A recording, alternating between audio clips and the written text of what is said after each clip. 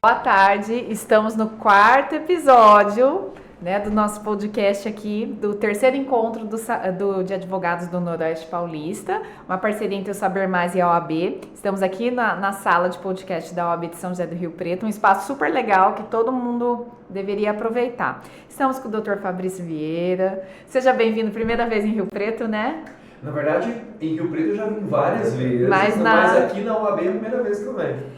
E o Dr. Fabrício é especialista numa área que está super em discussão, que ainda é uma novidade também, de certa forma, que a gente ainda não sabe cientificamente muita coisa, está aprendendo muito, né?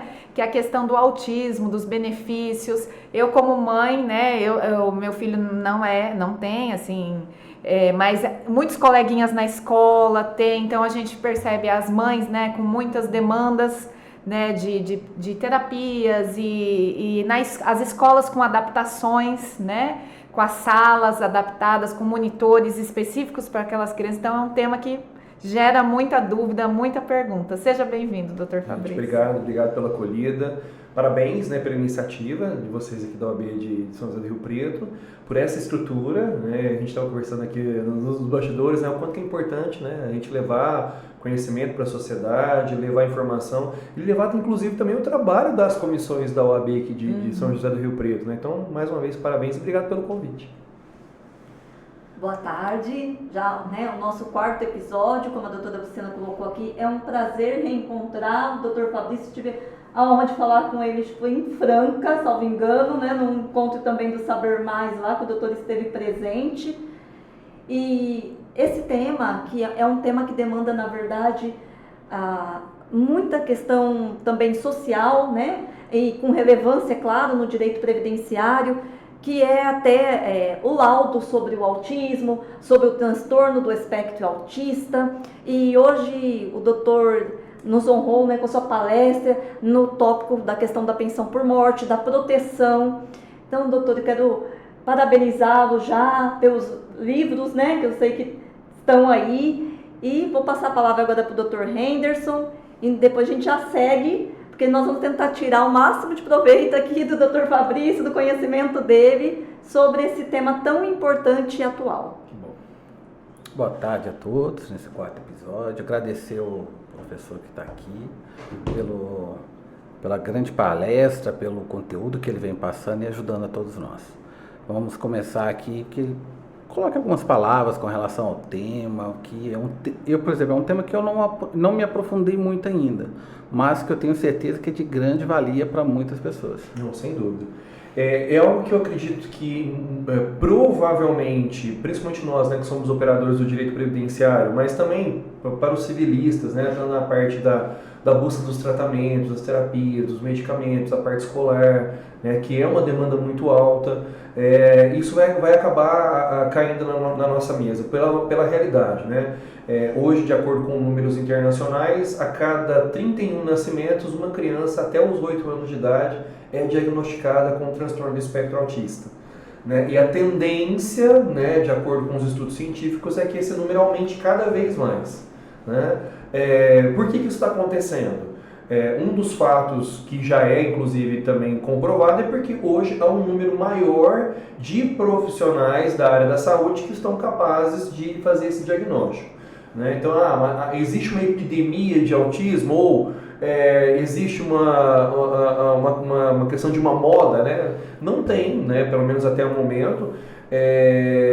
O que se sabe realmente é isso, ou seja, o número de diagnósticos está aumentando pelo número de profissionais, mas assim, sem dúvida nenhuma, o estilo de vida, a nossa alimentação, a questão de poluição, a questão de uso de medicamentos e tudo mais, isso pode estar influenciando, porque o autismo ele tem uma origem genética, né? Então ele é um transtorno do neurodesenvolvimento, né, que afeta a questão da ordem de comunicação, da ordem de relacionamentos sociais e também da questão de comportamentos. Mas tudo isso vem de uma questão genética, ou seja, a criança herda isso, né, e acaba sendo potencializado, sem dúvida nenhuma, por fatores que ainda não se sabem, mas que há estudos aprofundados que de fato hoje há o nosso estilo de vida ele está influenciando muito nesse aprofundamento aí de mais crianças e mais adultos, né, sendo diagnosticados com transtorno do espectro autista. Doutor, a gente sabe, né, que há muitos diagnósticos tardios, especialmente para os adultos. Sim. Adultos esses que, teoricamente, eles se formalizam junto à Previdência Social, ou é um contribuinte individual, sendo um MEI, um empresário, muitas vezes um empregado. Nesse aspecto, partindo do adulto, nesse diagnóstico tardio, como que o doutor visualiza a caracterização da deficiência para um benefício previdenciário, em termos de aposentadoria ou até mesmo para gerar uma pensão por morte? No caso da aposentadoria da pessoa com deficiência, até por ordem constitucional, e isso também já foi devidamente consolidado pela nossa jurisprudência, é necessário que você faça uma análise biopsicossocial para avaliar o grau de deficiência e para verificar se esse adulto com transtorno do espectro autista ele se enquadra ou não como pessoa com deficiência para poder, né, se beneficiar da aposentadoria da pessoa com deficiência. Já no caso, por exemplo, da pensão por morte, isso pode ser algo um pouco até mais facilitado. Por quê? A nossa legislação, ela diz que o filho maior de 21 anos com transtorno do espectro autista, ele se enquadra como filho com deficiência. E o filho com deficiência mental, inclusive, né, que a lei, o artigo 16 a 813 fala, o filho com deficiência mental, ele pode e tem o direito de receber pensão por morte além dos 21 anos de idade, independentemente do grau. Uma limitação, né? Não tem essa limitação que, por exemplo, tem a aposentadoria PCD, né? Inclusive a aposentadoria PCD que tem até as ferramentas também para avaliação. Coisa que a pensão por morte ainda não tem isso também. Não Isso tem que eu gostaria lado... Exato, nós não temos como tem, por exemplo, no caso da aposentadoria PCD, que tem o método FUSE, a portaria número 1 de 2014, que é o IFBRA, nós não temos isso. É só a perícia médica. É só a perícia médica, mas, né, nós na advocacia, o que estamos insistindo muito? Que também seja feita essa avaliação biopsicossocial, porque como um complemento, né? Porque muitas vezes, no caso do diagnóstico de um autista nível 1 de suporte, né? O nível 1 de suporte, na maioria dos casos, principalmente o adulto, ele é um adulto funcional. Ele trabalhou, ele contribuiu, ele constituiu família. Então, teoricamente... Ele nem sabia. Muitas vezes ele nem sabia disso, porque muitas vezes o caso é um diagnóstico tardio, né? Então, há uma pressuposição de que, na verdade, ele não tem limitação, ele não é deficiente. Não. E, na verdade, não é isso. Né? É importante também que você faça essa avaliação biopsicossocial para que você verifique também quais foram as barreiras que ele enfrentou. Né? E no caso do autismo, então, isso fica bem mais flagrante e ajuda mais também, porque uma das condições, né, para o diagnóstico do transtorno do espectro autista é que ele tenha dificuldade em relações sociais, que é uma barreira social também. Inclusive um dos domínios, né? Um dos domínios previstos. Exatamente. E muitas vezes a gente insiste, hoje, porque nós não temos uma ferramenta, insistir que a avaliação seja semelhante ao que é feito no IFBRA, né? Utilizando inclusive os mesmos domínios e as mesmas atividades. Né? Não com a mesma pontuação, porque não há necessidade de ter uma pontuação. E como que é o certo falar? A criança é portadora do espectro, ela possui, qual que é a terminologia? Porque eu já ouvi assim, não pode falar assim, pode falar assim. Doutora, eu acho que assim, tudo é com equilíbrio, eu sou contra radicalismos, porque não pode, por que não pode? Tecnicamente falando, né, por o autismo ser uma condição e não uma doença, a gente fala que a pessoa é uma pessoa com transtorno do espectro autista. E por que não portadora? Porque o que importa, pelo menos na questão da pedra gramatical, é algo que você vai estar com ele temporariamente. Entendi. Né? Porque a gente já ouviu muita terminologia e a gente fica até com receio, às vezes, de se falar de forma errada. Isso. E para aquela pessoa que está na situação, ela não gosta, né? Sim. Então... Tem muitas pessoas que até se acham que se ofende, né? Tem os radicalismos, eu sou totalmente contra, porque ninguém é obrigado a saber também. Exato. Eu acho que não é por esse lado, mas sim, já estão utilizando a técnica, né? Vindo até aquela questão do novo conceito também de pessoa com deficiência. Não é mais portadora, antigamente esse era o conceito. Então a gente usa a mesma terminologia, pessoa com transtorno do espectro autista. Tá. E qual a maior dificuldade, doutor Fabrício, que o doutor verifica na prática, para um advogado que está nos assistindo nesse podcast, para fazer a comprovação do nível de autismo? Claro, nós sabemos dos laudos, muitas vezes particulares, porque infelizmente o Sistema Único de Saúde, né, ele é, quanto a isso, ainda muito deficiente. O que o doutor adota de procedimento? Claro, não há nenhuma garantia de resultado, mas para que almeje fazer um processo bem instruído, um processo administrativo, para chegar na justiça com ele mais maduro, né? Até diante do tema 1124, já tão falado em todos os podcasts aqui hoje. Qual o procedimento, a estratégia adotada no seu escritório? Na verdade, assim, a grande dificuldade, isso é geral, né? E a doutora foi muito feliz nessa questão. Hoje, o maior problema das famílias é conseguir o primeiro diagnóstico, né? Porque realmente, infelizmente, até o último censo trouxe essas informações, assim, a minoria dos diagnósticos é feita através da rede pública de saúde. A grande maioria dos diagnósticos é feita através da rede privada. Então, ou seja, nós temos um déficit muito grande. Então, ou seja, ainda há uma necessidade de políticas públicas mais efetivas, de uma aparelhagem melhor do Estado para que isso aconteça de uma forma melhor e mais efetiva. E uma coisa assim que eu percebo como mãe, né? Muitas mães que os filhos, né, possuem, né, o autismo, elas têm que parar a profissão. Sim. Porque é uma demanda de terapias, às vezes passa a tarde toda leva em uma terapia, leva em outra.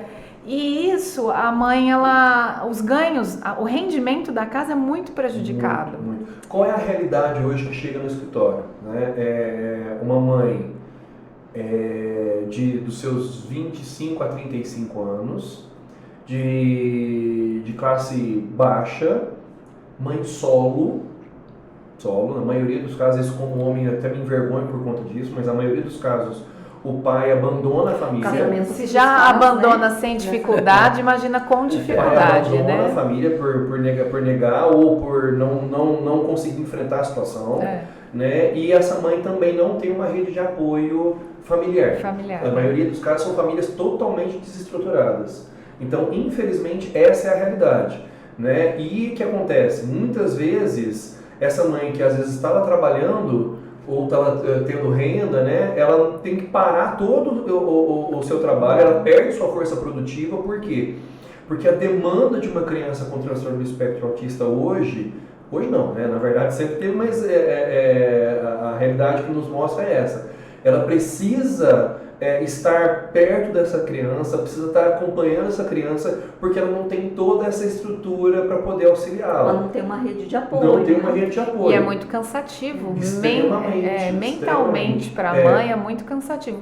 Porque a criança já demanda, né? Sim. Muito. Então ela tem que estar ali presente nas terapias, no acompanhamento de escolar e tudo mais. E hoje o tratamento, né, de uma criança com transtorno do espectro autista é um tratamento intenso e extenso, né? Por que intenso? A maioria das terapias hoje são muitas, né? Hoje uma média, por exemplo, um tratamento básico são de pelo menos 5 horas por semana de psicologia, de 1 a 2 horas de terapia ocupacional e 1 a 2 horas de fonoaudiologia. Básico. E o Estado tem alguma forma de acolher essa pessoa, essa mãe, né?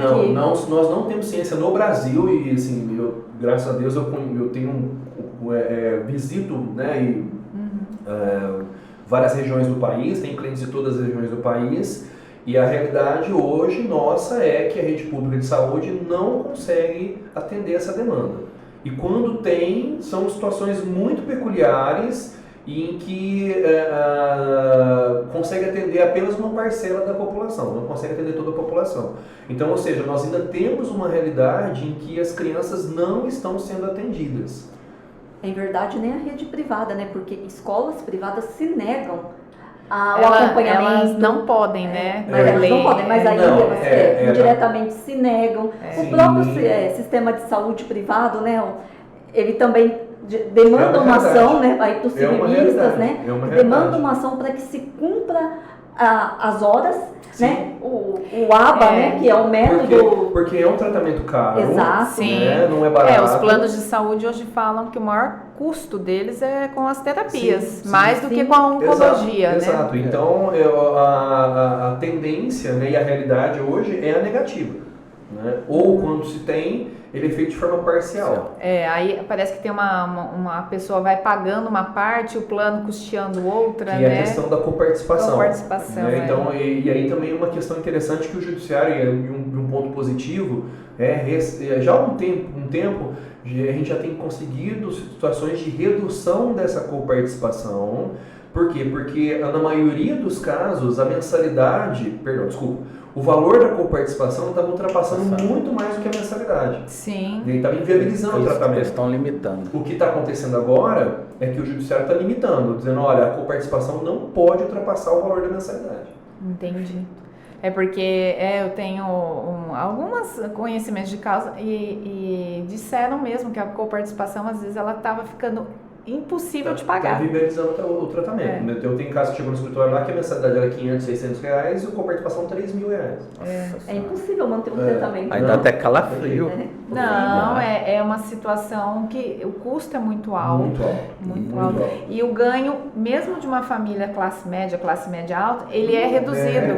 Só para vocês terem uma ideia, um tratamento básico aqui no interior de São Paulo, tá? Um tratamento básico no interior de São Paulo, esse que eu falei para vocês, de 5 a 10 horas, 2 horas de TO e 2 horas de fono, não custa menos de 5 a 7 mil reais mês. Por mês. Quem que pode bancar isso? E aí, São como não raros. tem um tratamento desse com, por exemplo, benefício assistencial de um salário mínimo?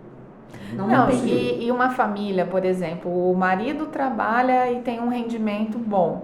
A esposa trabalhava, mas aí ela se retira. Exato. Então a renda familiar já cai. Cara, Aí não tem direito a LOAS porque não se enquadra na questão. Exatamente. Então o maior desafio hoje dentro das famílias com pessoas com deficiência, não é só o autismo, mas o autismo então nem se fala, é essa questão de que a realidade de famílias de classe média é uma realidade em que elas estão passando muita dificuldade. Sim, porque elas não conseguem... Não conseguem o apoio suprir, governamental, né? E o custo disso é muito alto. Muitas vezes a maioria tem que pagar um plano de saúde para poder ter um atendimento um pouco melhor, plano de saúde alto, com coparticipação, né? Então, assim, a realidade de uma família de classe média hoje que tem uma criança com autismo ou com uma outra deficiência é uma situação bem complicada e bem delicada. Sim. Doutor Fabrício, voltando um pouquinho no ponto da pensão, que é muito interessante, né, pelo ponto do direito material e também processual, nós, diante de uma família que necessita de uma pensão, e sim, há legislação dizendo que o espectro autista ele é deficiente independente do nível, perfeito? E como o judiciário tem entendido, né, o TRF3, né, da nossa região, como ele tem entendido, tem realmente aplicado, né, a questão de que o maior de 21 anos é identificado como autista, independentemente do nível, como deficiente, para obter essa pensão por um período, né, indeterminado? Sim. Na questão da pensão por morte, a configuração da deficiência, inclusive para nível 1 de suporte, nós não estamos tendo dificuldade. Né? Primeiro pela legislação, né? Tanto a Lei 12.764, que é a Lei Berenice Piana, que determina, né, que toda pessoa com transtorno do espectro autista é considerada pessoa com deficiência, a própria característica do autismo, mesmo nível 1 de suporte, que a pessoa ela acaba passando por várias barreiras sociais. A legislação é clara dizendo, né, que toda pessoa com deficiência mental, né, maior de 21 anos é considerada dependente, né, para fins de pensão por morte, né, e o autismo está dentro dos transtornos mentais, dentro da deficiência mental, que não exige também o grau de deficiência, então isso é bacana. O que está pegando hoje, o grande problema que a gente está, o desafio da advocacia hoje é a questão da comprovação ou não da dependência econômica. Fato que infelizmente não deveria ser também justificativa, porque a lei diz claramente, né, que na classe 1, né, de dependentes, essa dependência é presumida, mas se criou um entendimento jurisprudencial de que não, que na verdade o filho maior de 21 anos com deficiência, para poder ter esse direito, ele tem que comprovar também que dependia economicamente desse pai ou dessa mãe que faleceu. E é engraçado, né? Porque ele pode ter a deficiência e pode exercer alguma atividade de maneira mais restrita. Mais restrita, quando a gente fala em nível 2, nível 3 de suporte, essa dependência acaba sendo até de fato considerável, né? porque na maioria dos casos o nível 2 ou nível 3 impede a pessoa, por muitas limitações que ela tem, de terreno, de ter trabalho, mas o nível 1 ele tem. Porque assim, na maioria dos casos são pessoas funcionais, que trabalharam, que construíram família e tudo mais, e aí ele não tem essa dependência econômica, ou quando tem, ela é de uma forma muito pequena, não é absoluta, né? Às vezes o pai ou a mãe ajuda com o pagamento, às vezes, do plano de saúde dele, ou uma ajuda né? de custo, uma cooperação que às vezes é uma cooperação muito pequena, né? Então, o desafio da advocacia hoje é essa questão ligada à dependência econômica. Por enquanto, né, o entendimento do Poder Judiciário é dessa não exigência ou que ela não seja absoluta, né?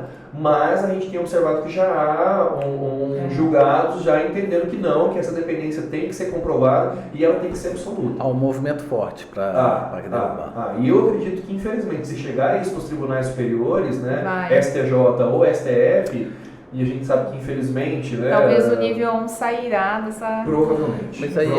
Mas aí acho que entra um ponto que eu não entendo. Isso literalmente eu não entendo. A lei é clara, é específica, foi criada, e quem tem que executar, que no caso aqui seria o INSS, eles não cumprem, eles começam a inventar jabuticabas para atrapalhar uma regra que foi criada, que foi pensada para resolver uma questão social. E um outro problema que nós estamos vivenciando também na advocacia é a questão, inclusive, da própria análise da deficiência no caso de pensão por morte, porque na maioria dos casos, tanto os peritos do INSS como peritos da Justiça avaliam incapacidade e não deficiência. Isso aí é básico. Claro, não é incapaz. Falei, gente, eu não estou perguntando. É difícil isso. Isso acho que pelo menos quem tem alguma ação já se deparou com isso. E os laudos, quando a gente entra com a aposentadoria PCD, quando você pega o laudo lá, é difícil até a gente entender, porque a pontuação, você fala, gente, mas como assim, né? Quando colocam, né? Tem processo que nem colocaram, você tem que ir lá pedir. Então, assim, é isso. O desafio nosso daqui para frente, eu acho que cada vez mais isso vai acontecer, é a gente, de fato, estar atento a essas avaliações, né, e exigir que de fato seja feito a qualidade, né? A qualidade da avaliação é muito ruim. Que faça valer de fato o que a legislação determina. E no PCD, quando é concedido, ainda é concedido errado, às vezes o cálculo. Tudo isso. Até porque, dependendo da época que for a pensão, que for ser requerida por causa do fato que aconteceu, pode mudar a vida do filho lá, né? Porque vai que a mãe pega uma pensão temporária. Sim. E se isso vai fazer uma diferença porque se torna vitalícia. Sim. Então, assim, é importante para nós, né, como advogados, buscar a configuração. O cálculo também é Exato, diferente. buscar a configuração da deficiência, primeiro, né, por essa questão do cálculo, porque o cálculo, quando tem um deficiente como dependente, é 100%. Não tem aquela situação de 60%, de 50 mais 10, né? Tem várias ações nesse sentido. E tem a questão, inclusive, também da questão da própria manutenção dessa pessoa com deficiência. Se torna vitalício. Exato. Né? Se a gente fala, por exemplo, no transtorno do espectro autista, como é uma condição, ele sempre será autista. Não vai mudar. Então, é uma condição que nasce e morre. E essa questão do nível, né, que a gente hoje não tem essa diferenciação, mas o 1 para o 2, qual que é a diferença que a gente entende, assim, a característica? Sim. Na verdade, hoje nós não falamos mais em graus de autismo. né? Porque o grau, quando a gente analisa o grau, a gente analisa a pessoa. Na verdade, não é isso mais. A gente analisa níveis de suporte, ou seja, o que ela precisa de ajuda. Entendi. Então, nós temos nível 1, nível 2 e nível 3. Nível 1, ela precisa de pouquíssima ajuda, né? Muitas vezes é uma questão, às vezes, de um acompanhamento terapêutico, um acompanhamento medicamentoso. O nível 2, ela já requer uma ajuda moderada, né? Às vezes ela já precisa de um tratamento mais intensivo. Por exemplo, uma criança que muitas vezes precisa da ajuda de um assistente na escola. E já o nível 3 é um nível que essa necessidade de ajuda é muito maior. Geralmente é uma criança que já é disfuncional, que às vezes não consegue nem se comunicar não verbal. Né? Então, quando a gente fala em níveis de suporte, é essa questão de ajuda. O quanto ela precisa de ajuda para estar em sociedade. A criança que necessita do nível 2, de suporte 2 ou 3, ela vai precisar de um acompanhamento por toda a vida? Não necessariamente. Por quê? Porque o objetivo, inclusive, do tratamento de uma criança com autismo é que, na verdade, há essa redução de nível de suporte. Que ela consiga... O objetivo é que, no futuro, ela consiga ter autonomia, independência, para que ela tenha um nível de ajuda menor e diminua esse nível de suporte dela. Então, nós estamos muito atrasados em questões, Muito. Porque a gente precisava dar um apoio para essa mãe que sai do mercado de trabalho para poder ajudar a desenvolver essa criança, né? E a gente não tem, a gente precisava de um sistema único de saúde que oferecesse mais, né? Então a gente... E se a gente for pensar, vamos nesses dois setores, né? Saúde e educação. Né? Se nós não tivermos, né, imediatamente políticas mais efetivas de Estado, não é nem de governo, é de Estado, né? Nós vamos ter no futuro um sistema colapsado. Com certeza. Porque se essas crianças não forem educadas agora adequadamente, não tiverem o suporte adequado na área da saúde, vão ser futuros usuários dependentes de benefícios e na área da saúde que não vão ter condição de ser atendidos. De desenvolver, de fazer... Se o número é grande, entra em colapso mesmo. Então, é isso que dá para perceber. A gente está muito atrasado nessa questão, né? É uma pena. Sim, a gente tem visto muitos movimentos, mas ainda de forma muito tímida, muito pequena pela demanda que se tem. E repito, a tendência, né, pelo menos os estudos científicos têm mostrado, a tendência é que o número de diagnóstico vai aumentar cada vez mais. É desproporcional o que temos para o que está acontecendo. E a expectativa de aumento é muito maior e o sistema ainda não está dando conta nem do que acontece hoje. E a gente tem que pensar também na questão da força de trabalho, né? Exato. Porque são pessoas que vão ter essa dependência, vão depender de alguém que vai sair do mercado de trabalho para cuidar, né? Então se nós não cuidarmos das crianças hoje, nós vamos ter no futuro, né, uma previdência uma previdência que não vai dar conta, né, e um mercado de trabalho que não vai ter trabalho, não vai ter mão de obra. É assustador, né? A gente pensar. Muito assustador. É muito assustador. Agora pensando na forma prática, uma pessoa de classe média, que a mãe, qual foi citada, a mãe teve que deixar o seu trabalho, mas o pai acaba tendo uma renda aí tem uma pessoa que ganha a média do Brasil, 4, 5 mil reais. Sim.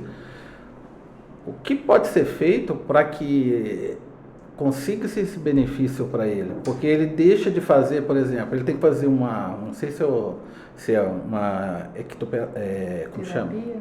Terapia, aquela terapia de que tem que ficar em cavalo, dependendo de você, ou com outros animais, ou precisa ir para psicólogo, várias coisas assim. Isso custa muito dinheiro. Custa. Ele consegue-se, estou dando um exemplo, eu não sei se é possível, consegue-se fazer a necessidade para poder chegar na condição para você conseguir o benefício? O que a gente tem trabalhado muito com as famílias são duas situações. Primeiro, tentar diminuir esse gasto. De que forma? Buscando esses tratamentos que seja cumprido de forma integral, principalmente na rede pública, para quem não tem o plano de saúde e para quem tem o plano de saúde. Que o que acontece também na prática, muitas vezes, é que às vezes o plano de saúde cobre só uma parte e ele tem que custear a outra parte. Ou, né, a questão também da coparticipação. Então, o primeiro trabalho é esse. Olha, vamos então buscar isso para que esse custo seja diminuído. Tá? Segundo, Vamos apurar de fato quais são esses custos que você tem, né, quais são as despesas e como é que está a tua renda. E, doutor, na maioria das vezes a gente chega num cálculo negativo. Ou, às vezes, normalmente vai chegar. ou assim, né, fecha elas por elas. Então, se nós formos, inclusive, no conceito da legislação, da lei orgânica, da assistência social, da Constituição, que fala em necessidade, essa família está passando por necessidade. Eu pergunto isso porque quando você faz o do idoso, você faz lá, ó, ele tem R$500 de renda, a esposa tem mais tanto, e você coloca lá aluguel, luz, água, despesa e... Tem algumas coisas que ajudam. Então, por exemplo, houve algumas modificações recentes na legislação que tem alguns custos que a gente pode deduzir do valor da renda familiar. Então, custos com terapias, com tratamento, com medicamentos, às vezes até com fralda, com alimentação diferenciada, enfim. Isso acaba ajudando também. Porque ele é seletivo na alimentação. Na maioria das vezes. Há uma flexibilidade, né? Nesse caso da legislação.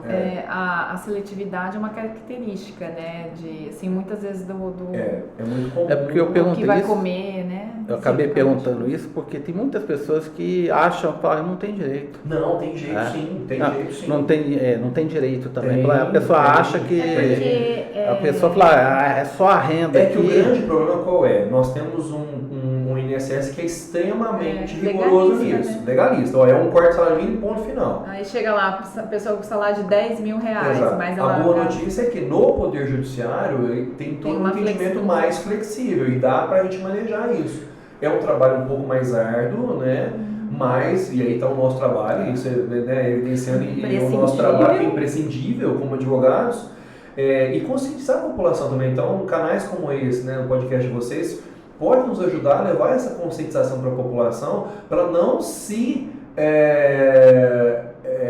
apenas deixar pelo não do INSS. Não conformar com o não do INSS, que é a regra. Né? Como cidadão é revoltante? É revoltante, porque nós temos um sistema que deveria nos amparar. Por outro lado, como advogados, nós temos essa obrigação de mostrar para a sociedade que através do nosso trabalho é possível conseguirmos isso no Poder Judiciário. E algumas também já, assim, eu já vi em SPPrev e tal, a redução de jornada ao servidor que possui o filho, né? Vi também já o teletrabalho, né? Então já tem também uma tendência nesse aspecto também da redução de carga. Exato, na parte trabalhista. Para servidores públicos, é uma pena que ainda a iniciativa privada nesse sentido ainda não é possível. A boa notícia é que até pouco tempo atrás se entendia que era só para servidores públicos da União. Hoje em todas as esferas. Hoje em todas as esferas. Servidor público da União, dos estados, municípios, inclusive das empresas públicas. Aqui no estado de São Paulo tem a lei já até que regulamenta. Temos uma lei que regulamenta, que isso ajuda bastante, né? Que é a redução da carga horária sem a redução do salário. Ou até o teletrabalho, né? Ou, no caso, aí, inclusive para a iniciativa privada, né? Desde que devidamente justificado, né? Os tribunais do trabalho têm entendido, sim, que é direito do pai ou da mãe que precisa disso para cuidar do seu filho, que tem esse regime diferenciado. Porque mesmo que a criança fique um período na escola, a redução de carga ajuda muito. E na maioria dos casos a realidade é essa, a criança fica meio período na escola, mas o outro turno ela precisa de acompanhamento terapêutico. E aí precisa da mãe, né? Sim. Aí é problemática. Aí é complicado, né? É um assunto assim. É um assunto que nós ficaríamos aqui dias, né, debatendo, porque ele não abrange só o direito previdenciário, ele fala da área da saúde, fala do consumidor. É muito complexo. Do processo em si, do processo administrativo, do processo. E é uma realidade judicial, que a gente vive. E é uma realidade, na verdade, que está nas mídias, né? Não, e assim, eu como mãe, na escola eu vejo, e eu percebo, eu falei até com o professor, o número aumentou. Né? Você vê as crianças mais velhas, não tem tanto, mas as mais novas de educação infantil, tem 2, 3 por sala. Pelos dados que ele trouxe, se você não conviveu, vai conviver. Você convive. Então, por exemplo, na aula de música, estava lá na escola de música, tem vários, verbal, não verbal. Então, a gente começa a conviver e ver e aí conversa com a outra mãe, que mãe, né, adora conversar com outra mãe, né? E aí a gente vê a dificuldade da mãe, né? A gente se coloca no lugar. né, daquela dificuldade, a demanda, o cansaço, né, de todos os dias, muitas terapias, a convivência com a criança, a exaustão, né? Uma exaustão, Sim. né, por parte da Exato. família. Por parte da família, a família, a condição financeira cai, então ela, né, os acessos diminuem, então a gente percebe uma grande dificuldade aí, Exato, né? exato.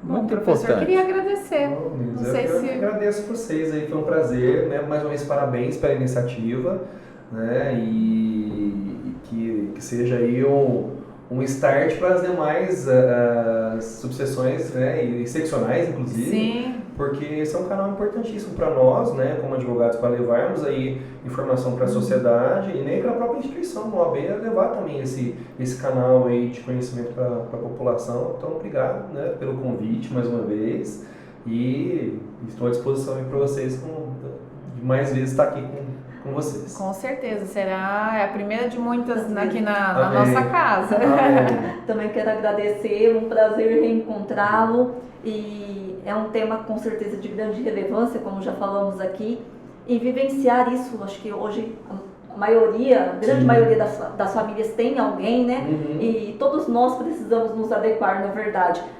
Professor, é um tema importante, como eu disse, então nós só temos a agradecer por se dispor, né? Parabenizá-lo pela palestra e que seja bem-vindo à nossa casa e, como a doutora Luciana disse, que seja a primeira de muitas outras vezes. Amém. Amém. Obrigado. Obrigado pela presença, prazer em conhecê-lo pessoalmente e achei sensacional as dicas, como que colocou. E o importante, vamos ajudar a população com essas demandas. Exatamente. Além de ser um nicho de mercado, Sim, né, a ser sim. explorado aí pela advocacia, mas acima de tudo levar, né, um pouco de conforto, né, para Esclarecimento para também essas dessa população. pessoas. Sim. Obrigada, Eu que professor. agradeço. Obrigada. Obrigado. Até o próximo, pessoal, daqui a pouquinho.